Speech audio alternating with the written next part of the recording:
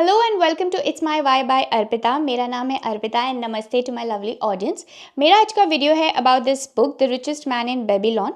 सो जैसे आप देख सकते हैं ये है बुक और ये काफ़ी अगर आप इसको एक दिन में विद इन एन आवर आप फिनिश कर सकते हैं। और ये बहुत ही अच्छी बुक है। इसमें लिखा है the richest man in Babylon the success secrets of the ancient the most inspiring book on wealth ever written and more than 2 million books sold, and this is by Georges Clason. Okay, so अभी इस book में basically आपको मैं explain करती हूँ कि मुझे कैसा लगा। सो इसमें काफ़ी सारी स्टोरीज़ दी हुई है। हम जब बचपन में हम बैठते थे, हमको हमारी दादी नानी जो कहानियाँ बताती थी पेड़ के नीचे, जब हमारी मम्मी हमारे लिए कुछ कुक कर रही है और हम बैठ के उनकी कहानियाँ सुन रहे हैं। सो इसका फील वैसा है, क्योंकि जब आप ये बुक पढ़ेंगे बहुत फ़नी भी है जिस हिसाब से इसमें स्टोरीज़ दी हुई है, अच्छा सेंस ऑफ ह्यूमर है। और जो ऑथर ने लिखी है ये बुक 1926 में आई थी। So it was written long time back. पर जो इसके जो वेल्थ सीक्रेट है वो सेम है आज के टाइम पे, मॉडर्न वर्ल्ड में भी वो एप्लीकेबल है, क्योंकि जो सिंपल जो चीज़ें इस बुक में लिखी हुई है बहुत ही अच्छे से उन्होंने एक्सप्लेन की है। सो आज के इस वीडियो में मैं आपसे शेयर करूंगी जो बातें इस किताब से मुझे अच्छी लगी। और इसमें जो फेमस 5 लॉज ऑफ गोल्ड, सो इसमें द 5 लॉज ऑफ गोल्ड, जो कि गोल्ड के बारे में बात नहीं हो रही। गोल्ड बेसिकली जो वो रिजेंबल कर रहा है इज़ लाइक मनी, ठीक है। So 5 laws of gold is basically 5 golden rules of money, ठीक है, जो ऑथर ने इसमें डिस्क्राइब करने की कोशिश की है। सो अभी मैं आपको ये नहीं बताऊंगी स्टोरीज़। जो इसका प्रोटैगनिस्ट है अर्कद, उसके थ्रू आउट उसके बारे में बात हुई है, जो कि रिचेस्ट मैन इन बेबीलोन है, जो कि उस टाइम पे जो काफ़ी रिचेस्ट सिविलाइजेशन होता था उस टाइम का, रिचेस्ट एम्पायर होता था। सो जो अर्कद रिचेस्ट मैन इन बेबीलोन है, और भी इसमें बसीर जो कि एक चैरियट बिल्डर होता है, और भी जो स्लेव्स के बारे में बात की गई है, जो जानना चाहते हैं कि रिच कैसे होते हैं या वेल्दी लोगों के सीक्रेट्स क्या होते हैं। सो अर्कद जो कि रिचेस्ट मैन है वो उनको एक्सप्लेन करते हैं through out this book in the form of various stories. तो बहुत सारी स्टोरीज इसमें आएंगी जिसमें वो बता रहे हैं, कॉन्वर्जेसन हो रहा है, ठीक है।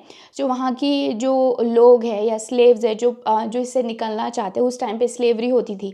सो जो इससे निकलना चाहते हैं, जो रिच होना चाहते हैं, वेल्दी होना चाहते हैं, फ्रीडम जो चाहते हैं, बेसिकली पैसिव जो आज इनकम, पैसिव इनकम की हम बात करते हैं या फ्रीडम की, फाइनेंशियल फ्रीडम की हम बात करते हैं, तो वो इसके सीक्रेट्स जानना चाहते हैं, जो उनको अर्कद एक्सप्लेन करता है in the form of like conversation through out.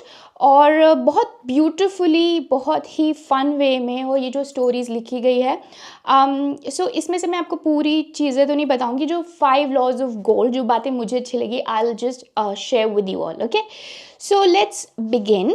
पहले तो द 5 लॉज ऑफ गोल्ड, जो कि पेज नंबर 87 में मैं इसका स्नैपशॉट डाल दूंगी, जो 5 लॉज ऑफ गोल्ड दिए हुए हैं। अब इसमें ये जो लैंग्वेज जो यूज़ की है ना, क्योंकि ये पुराने टाइम पे 1926 में आई थी, तो उस टाइम पे जैसे गोल्ड, कमिथ और डॉथ और दाओ, दी, ये जो वर्ड्स जो उस टाइम पे यूज़ होते थे, थ्रू आउट द बुक ये यूज़ हुआ है, जो थोड़ा सा हल्का सा अनोइंग हो सकता है। बट एज लॉन्ग एज आप एसेंस जो बुक में जो ऑथर आपको बताने की कोशिश कर रहे हैं उसमें फोकस करें, ना कि ये लैंग्वेज में। सो सिंपल लैंग्वेज है, बट ये पुराने जो एंशिएंट वर्ड्स है वो थ्रू आउट द बुक आएंगे। सो आप उसको इग्नोर करके जो वो ट्राई करे आपको बताने का, जो नॉलेज इम्पार्ट करने की कोशिश करे, आप उस पर फोकस करिए। That is my number 1 advice. Okay, let's begin. So the 5 laws of gold, I will read it out, ठीक है। सो पहला जो लॉ है, gold cometh gladly and in increasing quantity to any man who will put by not less than 1/10 of his earnings to create an estate for his future and that of his family, ठीक है। सो ये पहला है जो कि बहुत ही simple है। इस बुक में जो की लेसन, जो सबसे इम्पॉर्टेंट लेसन वो यही है, पे योर सेल्फ फर्स्ट, ठीक है। सो व्हेन दे से कि पे योर सेल्फ फर्स्ट, उसका ये मतलब नहीं है कि आप खुद को पे करें, जैसे कि आप जो अपनी खर्च निकालते हैं, ठीक है, आप पूरा जो आपका लिविंग एक्सपेंस होता है या ग्रोसरी होती है, शॉपिंग होता है, ये सब देने के बाद आप निकालते हैं थोड़ा बहुत जो बच गया, ऐसा नहीं करना है। आपको सबसे पहले 1/10 which is like 10% of your income आपको खुद को पे करना है, जो कि आपको सेव करना है, वो इसके बाद के लॉज में आएगा। बेसिकली आपको सेव करके इन्वेस्ट करना है। So that is the number 1 law which is पे योर सेल्फ फर्स्ट। और द 5 लॉज ऑफ गोल्ड में जो पहला लॉ है वो एक्सप्लेन करता है कि आपने 10%, 1/10 ऑफ योर इनकम, बेसिकली 10% आपने खुद को पे करना है, बेसिकली सेव करना है और उसको इन्वेस्ट करना है। Okay, the second law is gold laboreth diligently and contentedly for the wise owner who finds for its profitable employment, multiplying even as the flocks of the field. ठीक है, so it's they're talking about multiplying it. So how do you multiply? By again choosing the correct investments, and then by investing it wisely.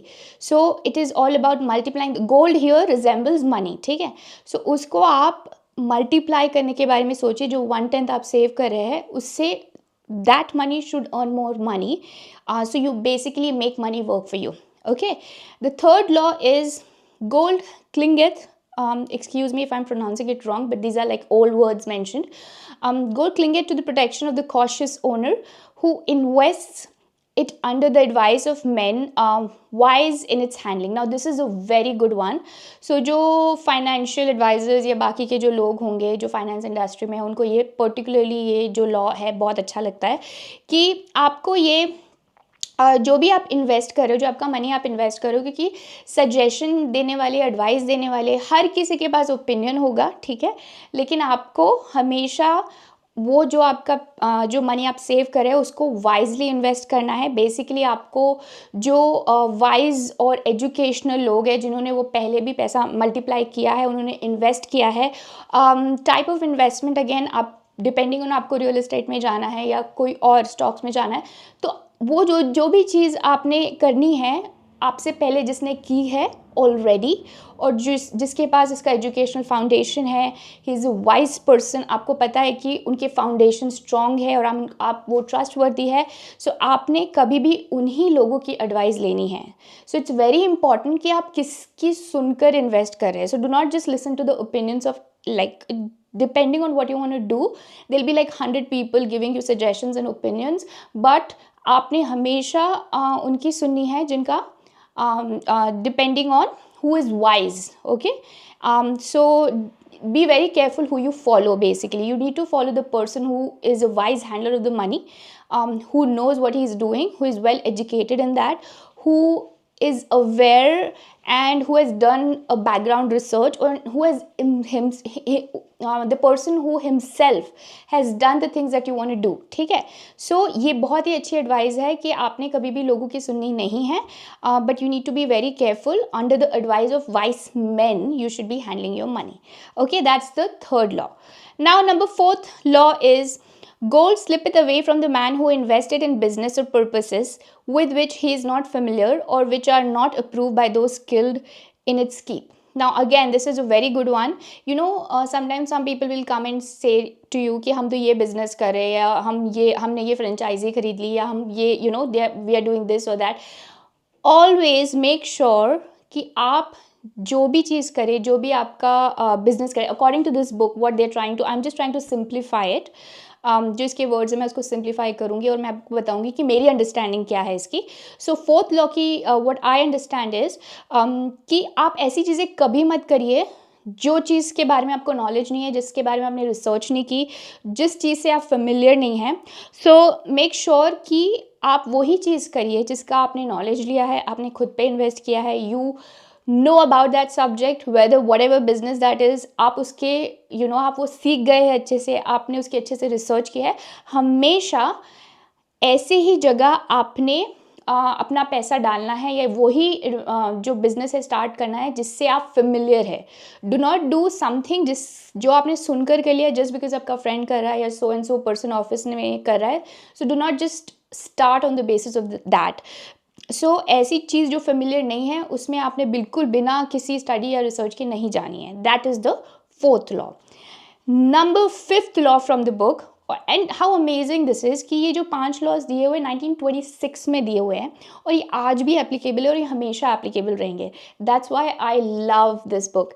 Okay, the number 5th law and the final law mentioned in this book is gold flees the man who would force it to impossible earnings, or who followed the alluring advice of tricksters and schemers, or who trusted to his own inexperience and romantic desire in investment. Basically, आपको ऐसे shortcuts बताने वाले बहुत होंगे जो skimmers की बात करें या जो ट्रिक्स्टर्स है जो आपको बोलेंगे गेट रिच क्विक स्कीम के बारे में आपको बताएंगे कि ऐसे से आप ऐसे कर सकते हो और आपके पास वेल्थ जल्दी से आ जाएगी.